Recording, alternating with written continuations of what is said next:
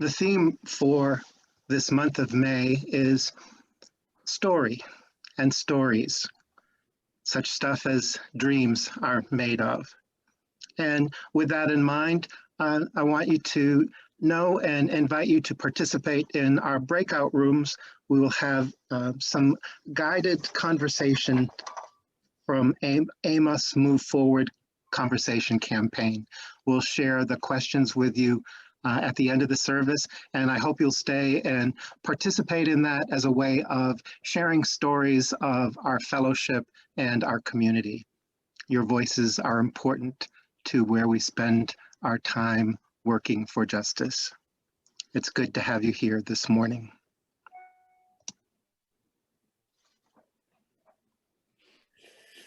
Good morning and welcome. My name is Sarah Carlson and I serve on your Fellowship Board of Directors. I want to thank you all for being here today and extend a special welcome to any visitors with us today.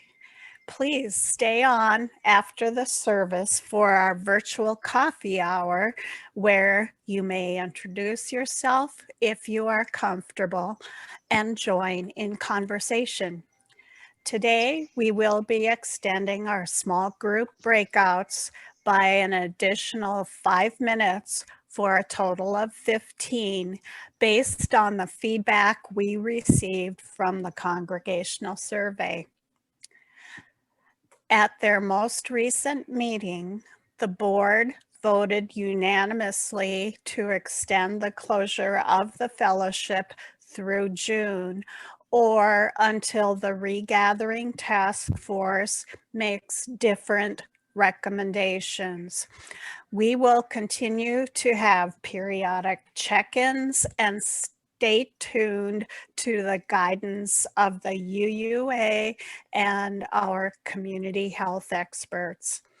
This shift will allow us to get through the roof replacement project, which will take up space in the parking lot, as well as allow us time for setting up a hybrid attendance system. It also will give the board enough time to more fully analyze the congregational survey results and prioritize the many elements of a reopening plan. While it's hard to remain apart for so long, we remain committed to providing a safe environment for all who call our fellowship home. So, on behalf of this caring, nurturing congregation, I welcome each and every one of you into this sacred space. Here, we invite you into an experience of transformation, hope, renewal, and connections, which may inspire you to understand life in new ways. Thank you for joining us today. Thank you, Sarah. We begin our service with the ringing of our chime 3 times. Once to wake the chime, once to open our minds, and once to open our hearts, followed by some music and the lighting of our chalice to the words of David Bradeen.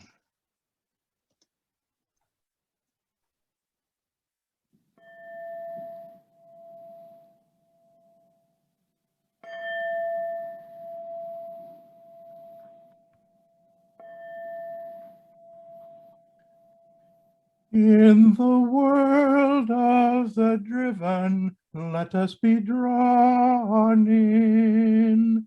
Let your love be a given, let us be drawn in. To imagine, to dream, to create, to redeem, for the sake of the living, let us be drawn in. Welcome to a new story. Welcome to a day unwritten. We gather to speak of possibility. We remember the losses. We remember and celebrate the victories. As a people of story, we embrace the possible other than the probable, weaving a story of hope. Join us in a new story. Join us in the day unwritten. Join us in the future of possibility. In the world of the driven, let us be drawn in. Let your love be a given, let us be drawn in. To imagine, to dream, to create, to redeem. For the sake of the living, let us be drawn in. Our opening music this morning is the poem by Reverend Norman Naylor, put to music by Elizabeth Alexander, sung by the Mounds Park Academy Chamber Choir. This is Do Not Leave Your Cares at the Door. Do not leave your cares at the door. Do not leave them there when you come into this place. Be open to forgiveness and transformation. Come on in, you are welcome here. And do not leave your cares at the door. Oh, bring your pain and sorrow and joy. There's a place for them upon the altar of life. Be open to forgiveness and transformation. Come on in, you are welcome here. And do not leave your cares at the door. This is a place of grace, a place of losing and finding our way upon the winding road, meeting and parting, stumbling and starting over.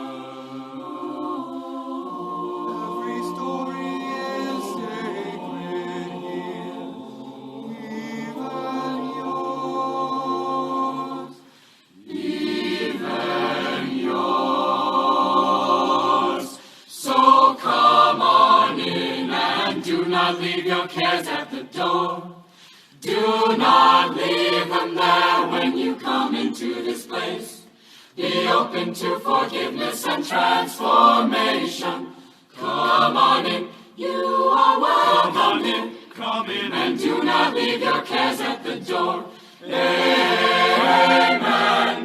Amen.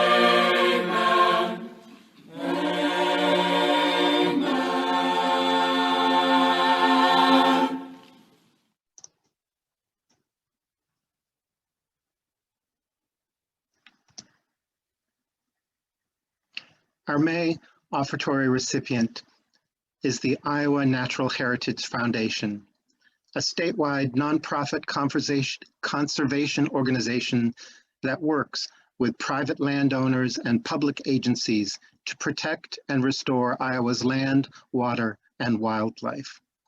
Since its founding in 1979, supporters and staff have protected more than 180,000 acres of Iowa's natural resources.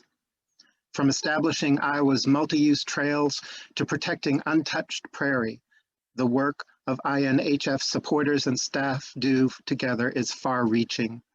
It is bound together by the idea that we can do more.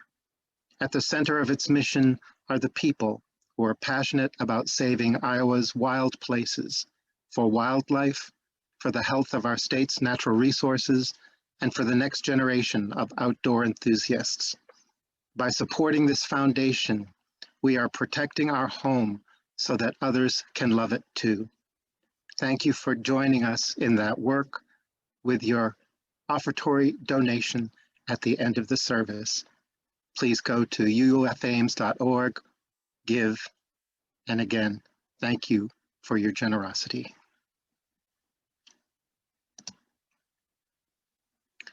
The Time for All Ages this morning is a story written by Reverend Christina Leon Tracy. It is called The Broken Story Story. This is a story about a man with a story about stories, if you will. Once upon a time, there was a man with a story. Not one you could find at a bookshelf or hear at a campfire. This was his story and no one else's. The story had been carefully crafted. It began when he was born.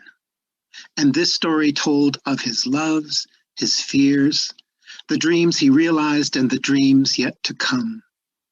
This story was complete. It told his whole life, including those bits that still existed in his imagination.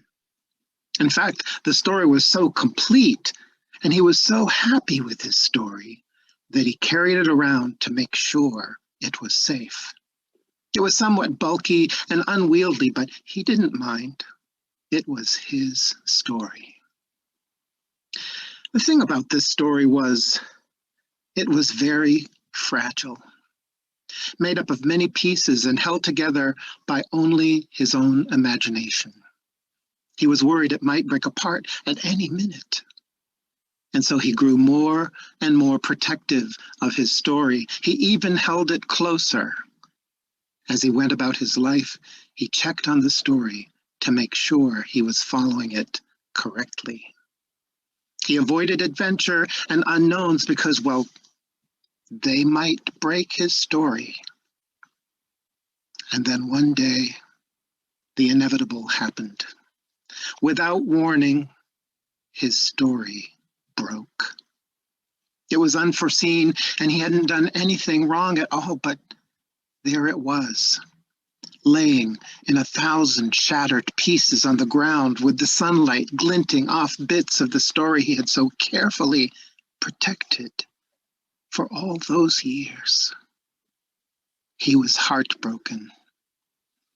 And since his story hadn't said to put the pieces back together, he was at a loss. What now? He sat down next to the pile of pieces and cried. A while later, maybe it was minutes, maybe it was hours, a group of people came out of a nearby building and saw him sitting on the sidewalk, surrounded by a pile of broken pieces, clearly in need of help. "What happened here?" a woman asked. "My story. It's gone. I worked so hard to build it, to protect it, to keep it from harm, and now it's gone. It's gone," he wailed. "Is this the story here?" a man asked. "Yes, look at it. There's nothing left." "It looks like it's here, not gone," said a child. "We just have to put it back together." "Put it back together? There's no way. You don't even know what it looked like. How will you know how to put it back together if you don't even know me?" The child was tenacious. "Don't worry. With all of us here to help, we'll put it back together in a way that you would never even expect. You never know. It might even be more beautiful than it was before." And so they swept up all the pieces of this man's story carefully and went together into the building from which they had emerged. They poured some hot coffee and sang a song that he had never heard before. Something about coming again and again, though you've broken your vow 1,000 times. The song was soothing, and the coffee was warm, and he began to feel hope again that his story could be put back together. And it took a long time. Maybe it was days, maybe it was years, but they got it put back together, all back together, and they added new parts and some old parts that didn't fit anymore, but that was okay. The child had been right. It was more beautiful than it was before. And this time, the story was held together not only by his imagination, but by the imagination and support of an entire community. And it wasn't nearly so fragile. And it even allowed for adventure. And that is our time for all ages. Let's sing together, This Little Light.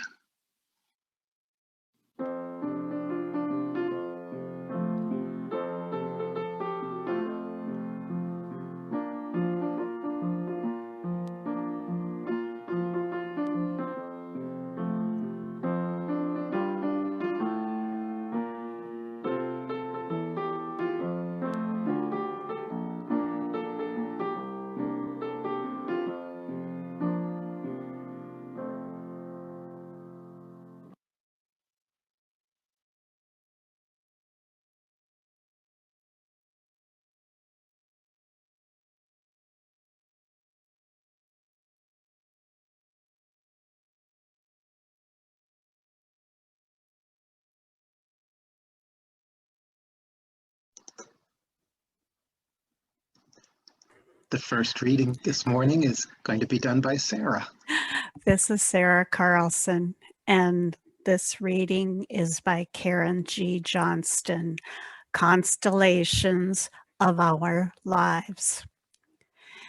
Humans make maps of stars, choosing some stars, ignoring others, to project our imaginations onto the heavens. These maps shift over time across cultures.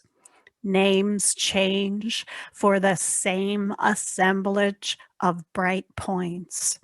Drinking Gourd, Big Dipper, Plow, Lost Hunters, Saptarishi. Humans make constellations by connecting stars. Humans make meaning by connecting stories, story to story and narrative to story. Some blaze bright, some are faint. Most are backdrop to the great and mundane human unfolding. Let us imagine the stories of our lives as a starry universe above our heads. As members of this congregation, we are tasked and trusted to draw constellations in this, our beloved small universe. May the stories we connect draw constellations that reflect a shared ministry that calls out the best in us.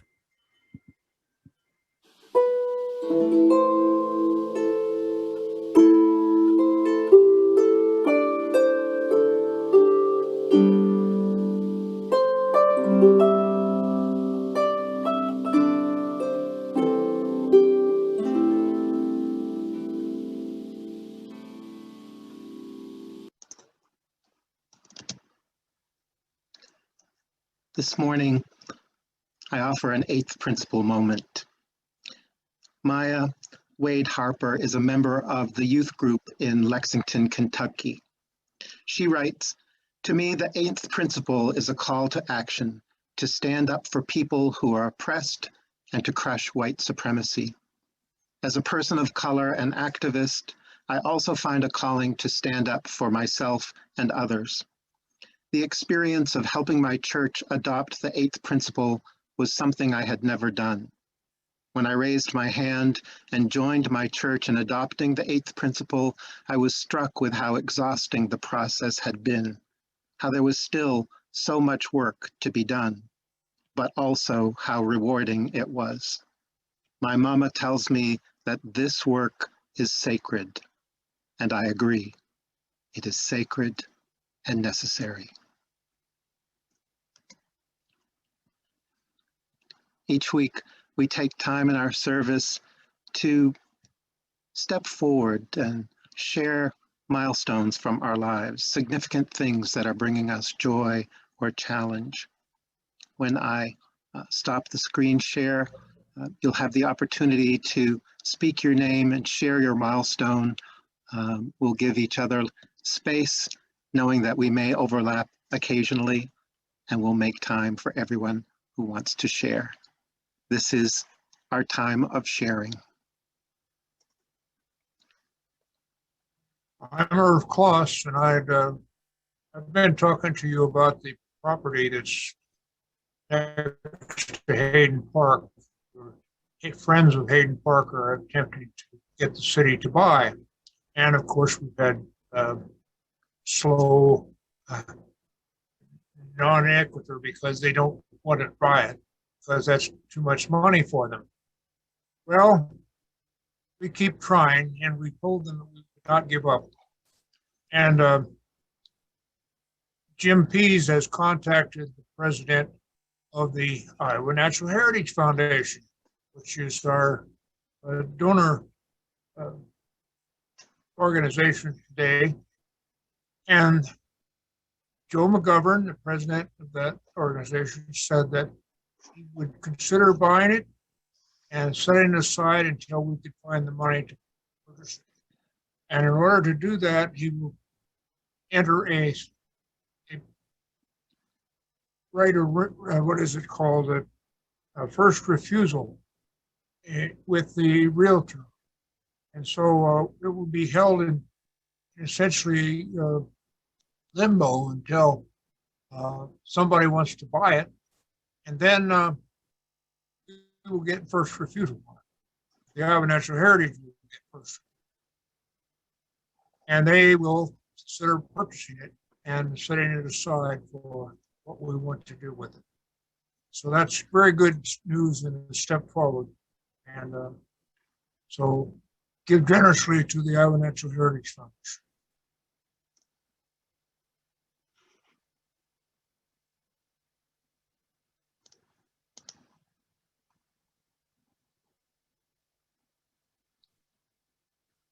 This is Bob Anders. I have two things. One, a couple weeks ago, we drove to Minneapolis, a suburb of Minneapolis, to attend our grandson's first baptism, his christening, it's called, into the Catholic Church. And it was a stunningly beautiful event.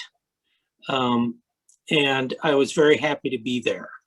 And even though I'm somewhat of a dogma skeptic, the service was beautiful and the verbiage was quite enchanting. And so I'm very proud of Crosby Bond. And the second thing is the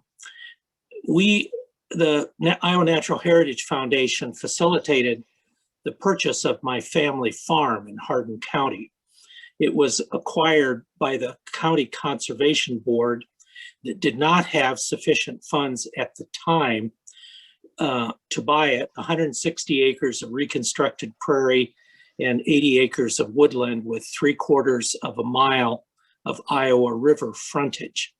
The Natural Heritage Foundation acquired the balance of the farm, and they held title to it for about 5 years until the County Conservation was able to complete the sale. So along with Irv, I am a big fan of the Iowa Natural Heritage Foundation. Thank you.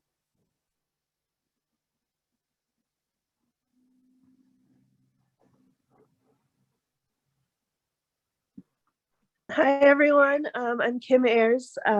As a reminder, I used to live in Iowa and go to graduate school at Iowa State. But now I live in Montana, working at a Catholic college here. And the Catholicism has been, obviously I don't begrudge anyone their faith, but unfortunately the Catholicism aspect of the college has become more and more hateful in recent times. For instance, campus ministry invited a speaker a few weeks ago who described herself as a, quote, cured homosexual. And so it's been a rough couple months for me, just dealing with all of that. But I'm delighted to announce that I have a job offer for a new job at a school in San Diego, who seems very welcoming and open, and from my talks with them are very excited about the equity and diversity work that I do, especially with the LGBTQ community, and are very open and accepting of that. So I will be moving to San Diego this summer, and I'm just really excited. So thank you for listening.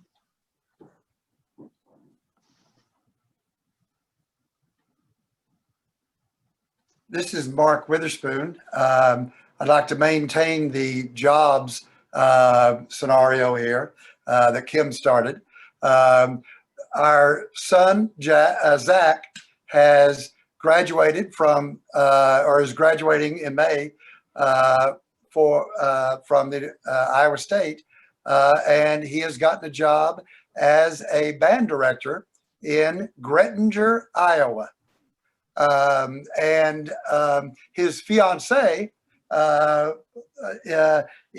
who's also a music education major at Iowa State, just got a job at Mallard, Iowa. So essentially they have done the impossible, which is get 2 band director jobs less than 40 minutes apart. So they can live in, they'll be moving to probably Emmitsburg, which is right in the middle of the 2 towns that they will be teaching at. So, and with that, I will pass.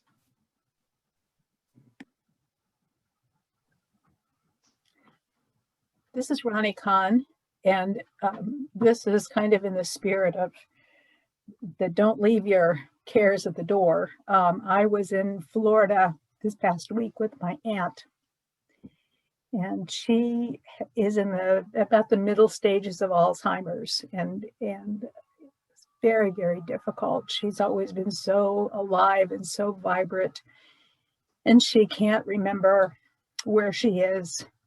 And it was hard for her and hard for me and hard for her daughter.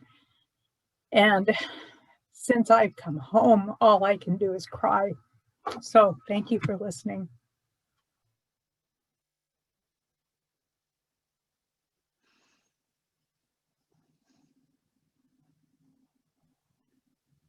This is Matt Harparis, coming to you from Oklahoma City. I just wanted to ask for your support. I've been in a hole lately with fears that I've shared with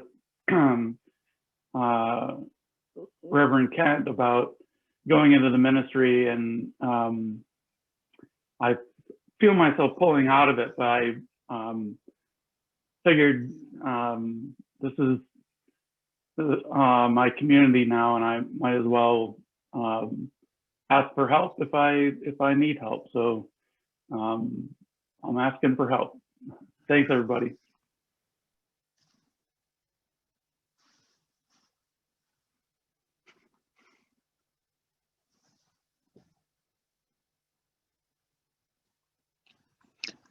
If there are no other milestones, we'll continue with the service.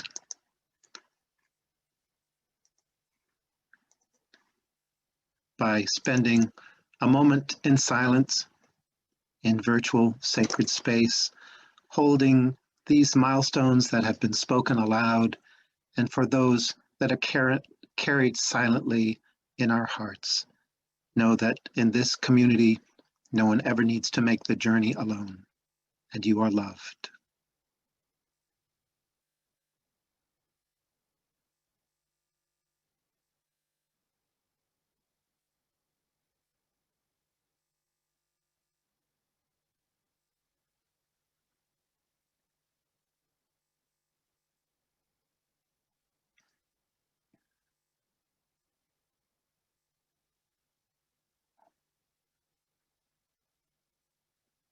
It is good to be together in this virtual and sacred place of love.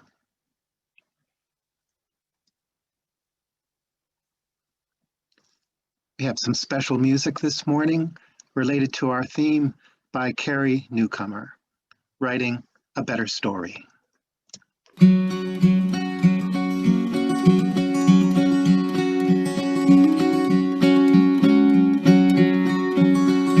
writing a new ending with a better storyline. Turn the page and leave the blanks with a plot that's less defined.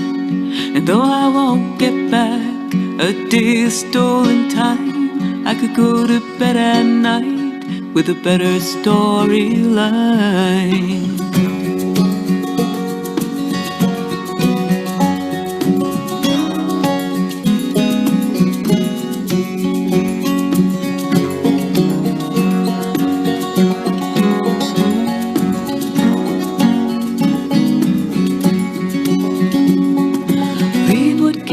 Changed in the past, let the old house burn down and the wind scatter the ash.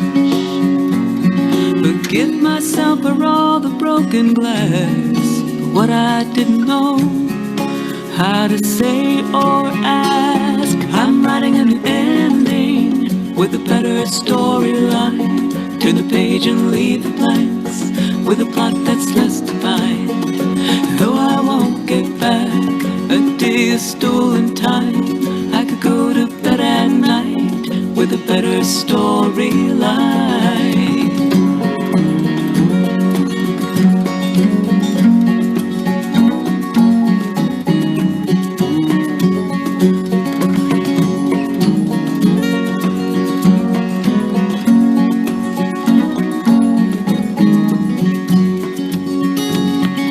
Here's a scene when I lost my map, when the breadcrumbs blew away and there was no way back. Just the compass of my heart to find the path, seen only in the dark.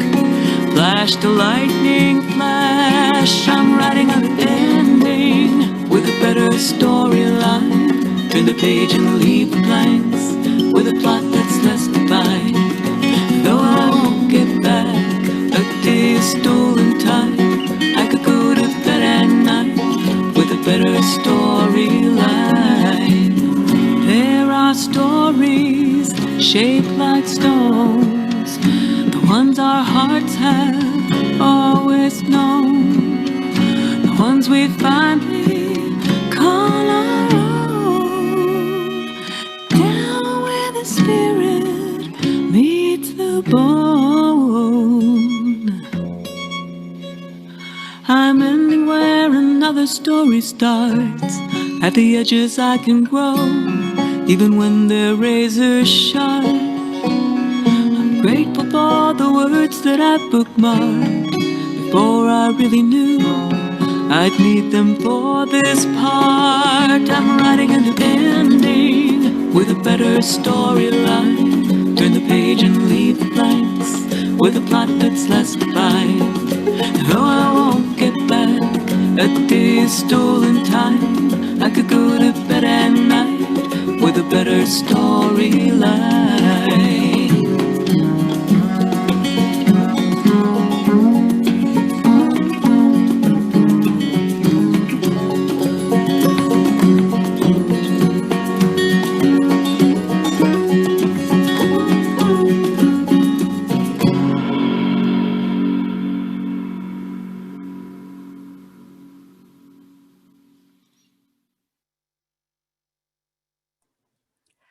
This is Sarah Carlson, and the reading that I have for you right now is from The Search for Signs of Intelligent Life in the Universe by Jane Wagner. And this is a play with a monologue, and the person who is speaking in the monologue has some mental health issues and talks to others from space. I decided we should take in a play. I got goosebumps once that way. On the way to the play, we stopped to look at the stars, and as usual, I felt in awe. And then I felt even deeper in awe at this capacity we have to be in awe about something. Then I became even more awestruck at the thought that I was in some small way a part of that which I was in awe about. And this feeling went on and on and on.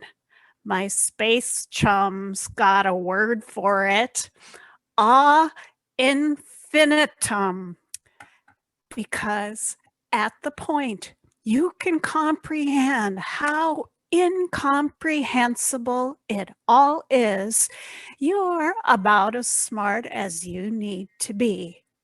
Suddenly, I burst into song. Ah, sweet mystery of life, at last I've found thee.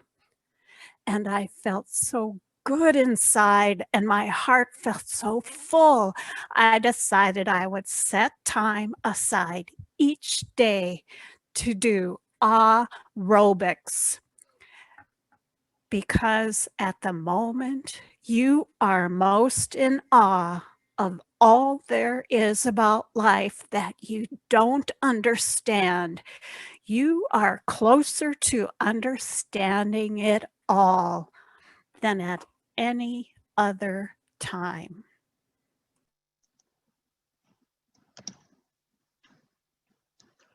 Let's join together in singing When Our Heart is in a Holy Place. Words and music by Joyce Polly and sung by the choir of the UU Church in Chapel Hill. The lyrics are on the screen, so it's as a favorite. Let's sing together. Grace,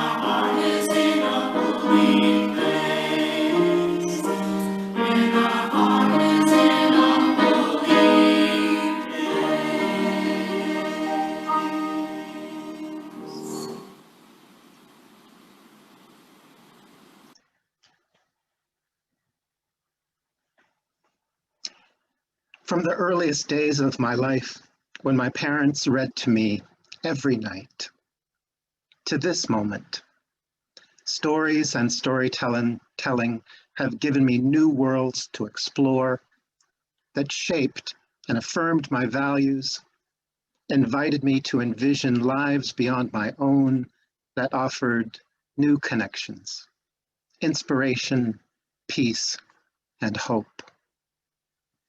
In the first reading, Karen Johnston shared a poetic truth. Humans make constellations by connecting stars. Humans make meaning by connecting stories. Some blaze bright, some are faint, and she encourages us to imagine the stories of our lives as a starry universe. By nature, I am a storyteller. Like the man in the Time for All Ages, we all have times that our stories are made up of many pieces that can be fragile or broken. The support and imagination that we experience when we hear the stories of others and sharing our own have the transforming capacity to create an even more beautiful, complex story. My father introduced me to theater in my preteen years. My Fair Lady was his favorite play, and it was the first one I ever saw. It has beautiful music and offers the message that when we consider what is important in life, it isn't what we wear or how we speak.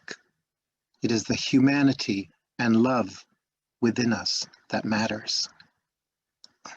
This experience inspired my collection of Broadway musical records and spending hours singing and dancing with songs that transported me to new worlds and experiences. In his book, The World is Made of Stories, David Loy writes, "We do not experience a world and afterwards make up stories to understand it. Stories teach us what is real, what is true, and what is possible. They are necessary for our engagement with life." As Scottish philosopher Alistair MacIntyre puts it, I can only answer the question, what am I to do, if I can answer the question of what story or stories do I find myself a part. This part of my story moves to 1975.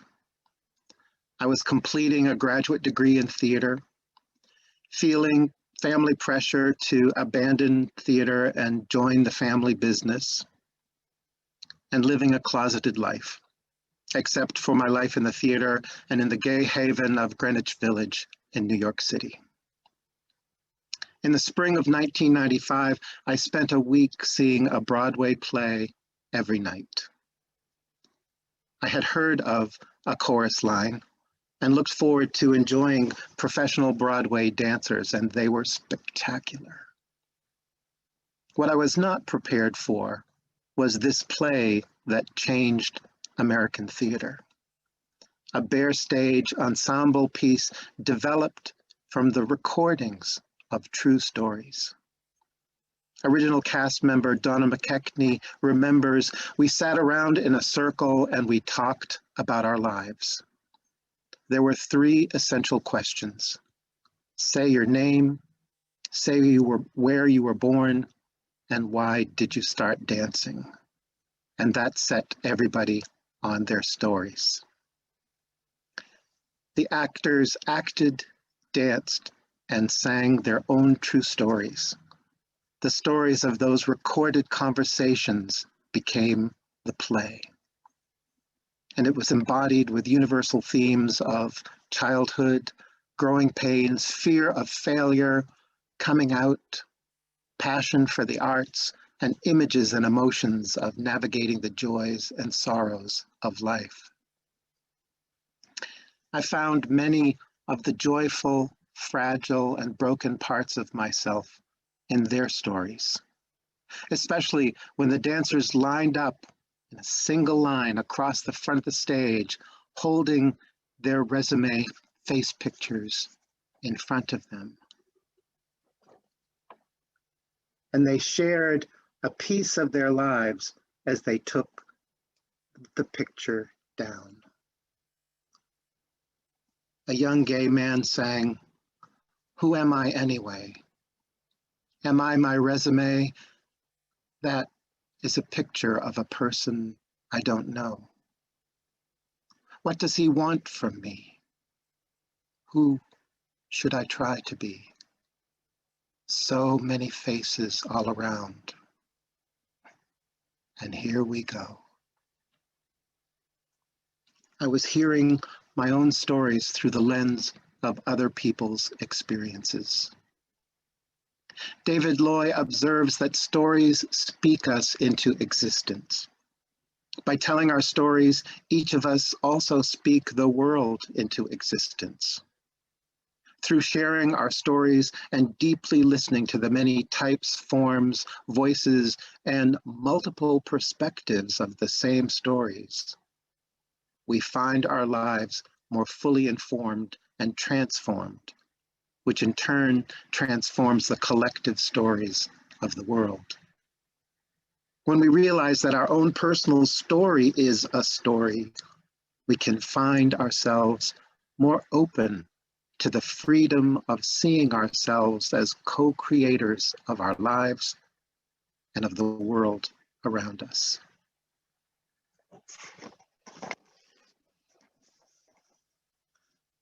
A chorus line changed the way I saw myself and the world around me. It also changed the trajectory of storytelling in American theater. 40 years later, on the same stage that chorus line opened on, Hamilton came to life. An evolution in storytelling, music, dance, and staging that tells the story of the founding fathers by an ensemble of races and ethnicities, many of whom have not been afforded the same opportunities as their white counterparts. Elisa Solomon wrote, "The composition of Hamilton's company makes this expansive point more emphatically. All the principal roles, except for King George, are played by actors of color. This is not colorblind casting, though that's the phrase numerous articles about the show have employed. Race and ethnicity aren't meant to disappear into irrelevance here. They are significant. True, seeing Washington, Jefferson, Madison, and the rest of the colonial crew played by Black, Latino, and Asian American actors isn't a narrative snag. The theatrical, corporeal point, which can't be conveyed by the script or score alone, is that America's history, and its future belong to men and women of color as profoundly as to anyone else." The play had a profound impact on me. There are relevant themes woven throughout. The world will never be the same. Look around. Isn't it great to be alive right now? I'm not throwing away my shot. Immigrants, we get the job done. History has its eyes on us. Who lives, who dies, who tells your story? Raise a glass to freedom. Tomorrow there'll be more of us telling the story of tonight. Forgiveness. Can you imagine if you see him in the street, walking by her side, talking by your side? Have pity. They are going through the unimaginable. As I drew the connections between some of the stories of my life, I pause to remember the last play that I acted in 18 years ago, Lonely Planet by Stephen Dietz. It tells the story of two men living through a pandemic.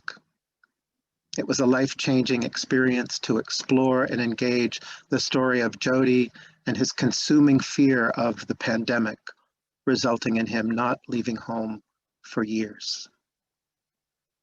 It still seems relevant today.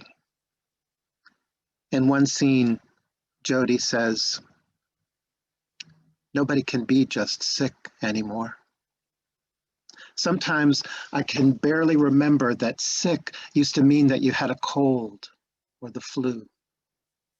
Now you ask how someone is, you're told they're sick. You know exactly what that means." Look at this place, Carl. It's obscene. And every minute you're in here, there are people out there making the world a safer place to live. They're out there fighting language that is obscene, pictures that are obscene, movies that are obscene. We should be so lucky. Imagine if our safety depended on protecting our children from words, from ideas, from pictures of people's bodies. Imagine if those things were our great plague. We should be so lucky. In the context of fear and loss, Lonely Planet still reminds me of the critical importance to maintain friendships and to strive to find the inner resources of compassion, love, and a good sense of humor. Our stories and our lives are constantly changing. At the close of a day, or when faced with the need to let go of something or someone dear to my life, I remember that transforming moment from a chorus line sung by the ensemble. Kiss today goodbye, the sweetness and the sorrow. Wish me luck, the same to you, but I can't regret what I did for love. What I did for love. Look, my eyes are dry. The gift was ours to borrow. It's as if we always knew, and I won't forget what I did for love. Gone, love is never gone. As we travel on, love's what we'll remember. May the stories you hear and the stories you share be reminders of the transforming love you receive and share in the world. May it be so.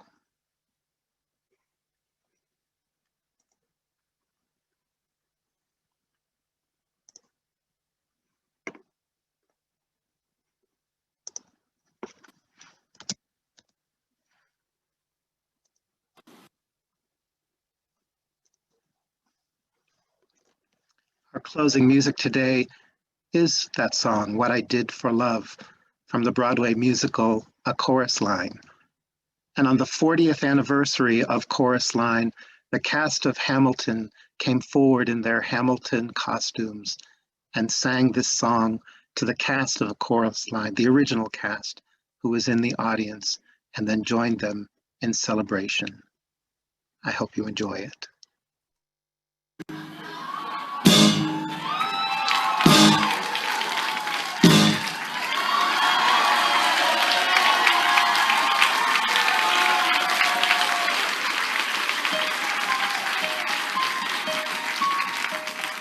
Am I anyway?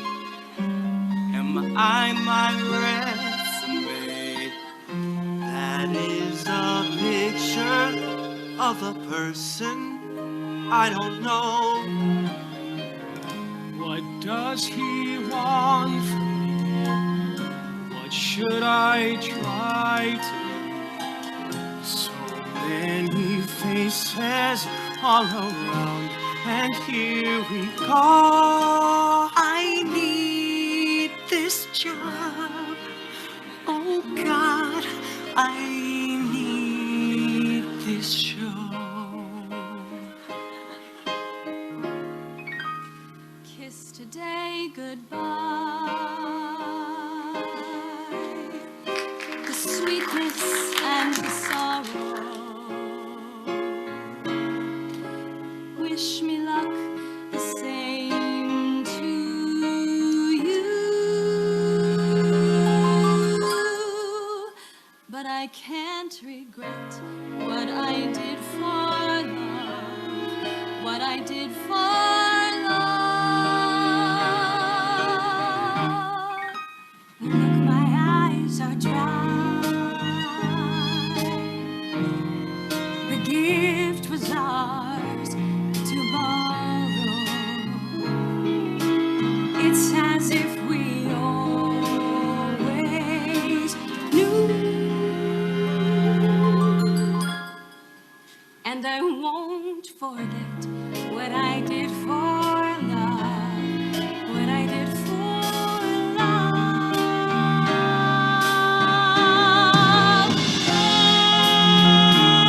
Gone. Love is never gone. As we travel on, love's what we'll remember. Kiss today goodbye and point me toward tomorrow. We did what we had to do.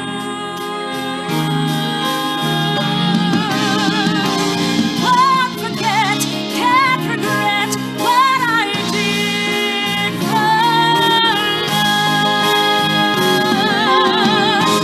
What I did for love. What I did for love. Love is never gone. As we travel on,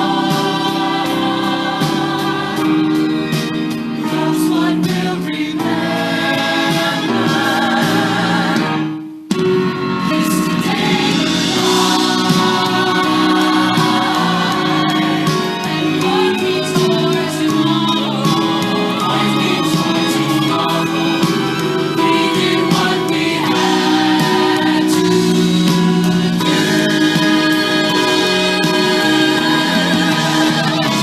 Won't forget, can't regret what I did for love.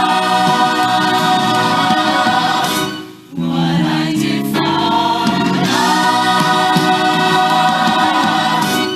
What I did for